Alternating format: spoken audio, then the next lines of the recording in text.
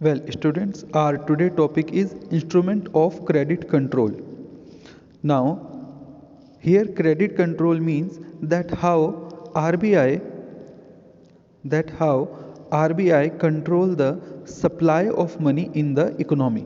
It simple means credit control means how to control the supply of money or the quantity of money in the economy.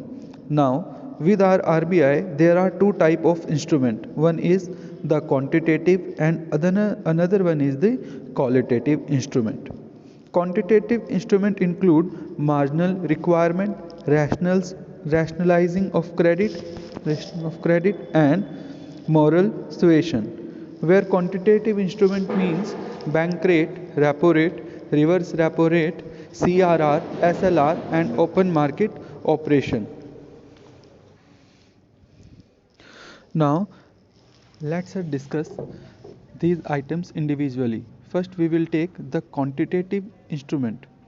There is a difference between quantitative and qualitative, that in quantitative instrument bank can control the quantity of money, where qualitative instruments are just suggestions, or it can where RBI can control the direction of the money. यानी कि quantitative instrument में RBI money की quantity को cover करता है, लेकिन qualitative instrument में RBI केवल डायरेक्शन अप्लाई करता है या केवल डायरेक्शन ही बताता है मनी सप्लाई की.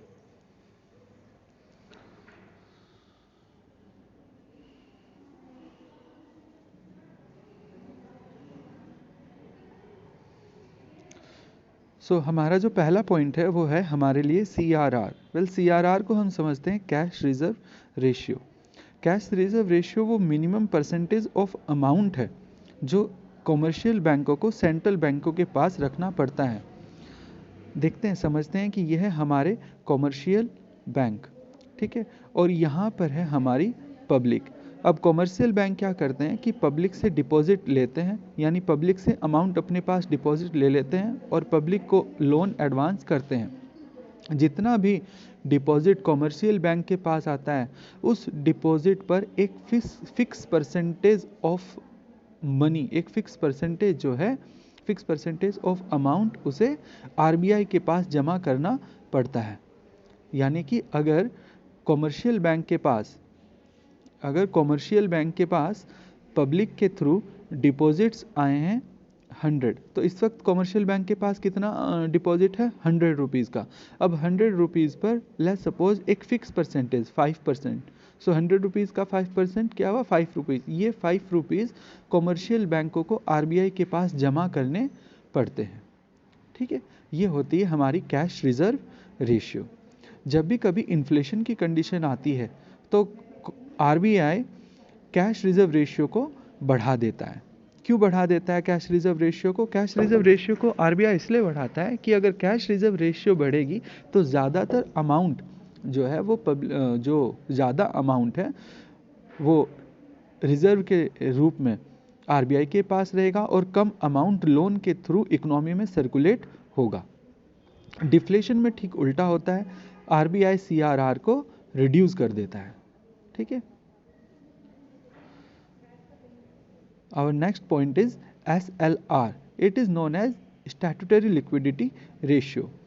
देखिए, अपनी डेली नीड्स को रिक्वायर्ड करने के लिए कॉमर्शियल बैंकों को एक फिक्स परसेंटेज ऑफ अमाउंट जो है अपने पास लिक्विड एसेट के रूप में रखना पड़ता है. वो फिक्स परसेंटेज अपने डिपॉजिट्स का जो कि कॉमर्शियल बैंक लिक्विड के फॉर्म में अपने पास रखते हैं उस परसेंटेज को बोलते हैं स्टैट्यूटरी लिक्विडिटी रेशियो.